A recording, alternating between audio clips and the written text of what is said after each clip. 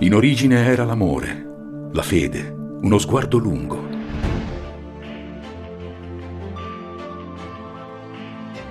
In origine era la luce che illuminava una tettoia che è diventata casa dove immergersi tra sogni, emozioni e sorrisi, dove scrivere il futuro. E oggi questa casa arriva fino a noi.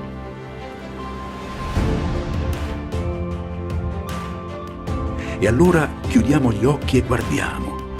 Vedremo i ragazzi andare a prendere pietre al fiume e incastonarle nel muro del refettorio, un po' per gioco, un po' per fare la propria parte.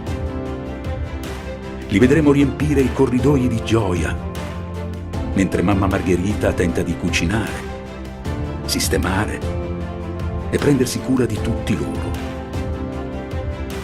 Vedremo Don Bosco nel porticato della buonanotte dare l'ultimo pensiero della giornata ai suoi ragazzi. Lo vedremo scrivere e pregare nella sua cameretta. Lo vedremo dare un futuro ai suoi giovani, insegnare loro un mestiere sempre all'avanguardia. Immaginare i salesiani con i suoi primi collaboratori.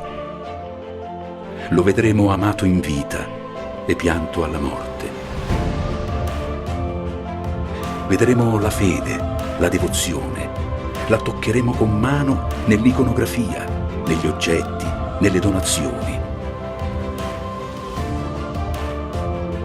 E vedremo il tempo di Don Bosco, l'Ottocento, un tempo di conflitti, di cambiamenti, ma anche di arte, di nuove tecnologie, come la fotografia. Qui, tra queste mura, è partita la congregazione.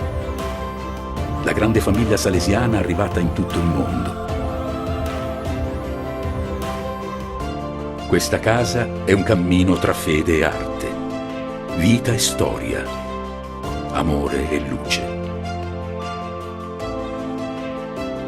Una luce sempre viva, come la provvidenza. E allora riapriamo gli occhi a questa luce ed entriamo. Benvenuti alle origini, benvenuti a casa Don Bosco.